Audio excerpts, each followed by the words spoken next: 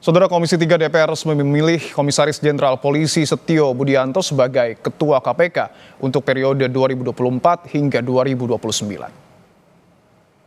Setio Budianto terpilih sebagai Ketua KPK melalui proses voting dalam rapat pleno Komisi 3 DPR hari ini. Direktur Penyidikan KPK ini terpilih sebagai ketua setelah memperoleh dukungan 45 suara. Setio akan memimpin KPK bersama 4 komisioner lainnya, yakni Yohanis Tanak, Fitroh Roh Cahyanto, Ibnu Basuki Widodo, dan Agus Joko Pramono.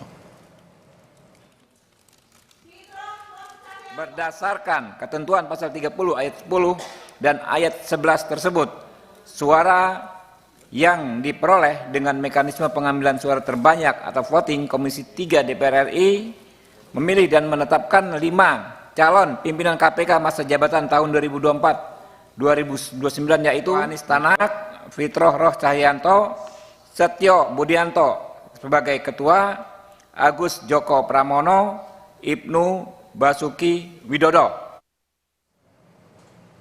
Sebelumnya dalam uji kelayakan dan kepatutan calon pimpinan KPK, Setio Budianto sempat menyinggung terkait urgensi operasi tangkap tangan di KPK. Setio bilang operasi tangkap tangan di KPK masih diperlukan. Namun KPK perlu lebih selektif untuk mengungkap kasus-kasus besar dan meminimalisasi kesalahan. Kenapa diperlukan? OTT adalah pintu masuk terhadap perkara-perkara yang diperlukan untuk bisa membuka perkara yang lebih besar.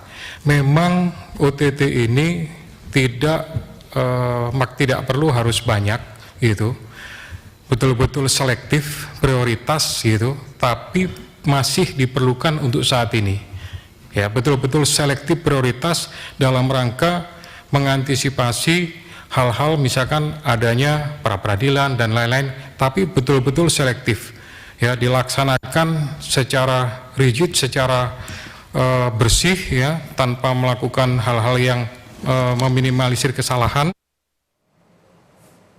Sebelum terpilih sebagai Ketua KPK, Setio Budianto memiliki pengalaman panjang di bidang pemberantasan korupsi.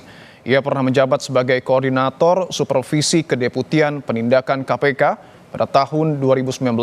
Setahun kemudian, ia dipercaya menjadi Direktur Penyidikan KPK. Sebelumnya, ia juga menjabat sebagai Kepala Kepolisian Daerah Sulawesi Utara. Sementara Wakil Ketua KPK terpilih, yakni Yohanis Tanak, yang sebelumnya juga menjabat sebagai Wakil Ketua KPK. Agus Joko Pramono yang sebelumnya berkarir sebagai Wakil Ketua BPK RI. Ibnu Basuki Widodo yang berlatar belakang sebagai seorang hakim, dan Fitroh Roh Cahyanto yang sebelumnya merupakan jaksa fungsional KPK.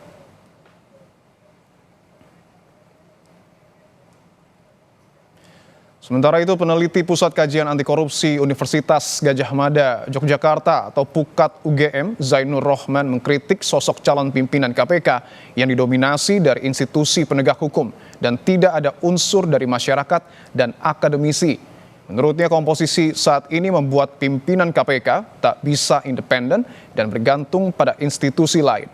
Akan sulit menurutnya pimpinan KPK saat ini mengusut kasus korupsi di institusi mereka.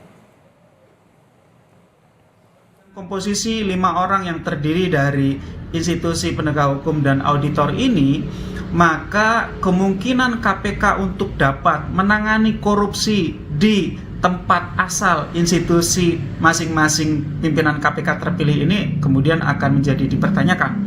Apakah mereka ini akan bersedia untuk melakukan penindakan perkara korupsi di institusi kepolisian, kejaksaan, kehakiman, maupun di BPK.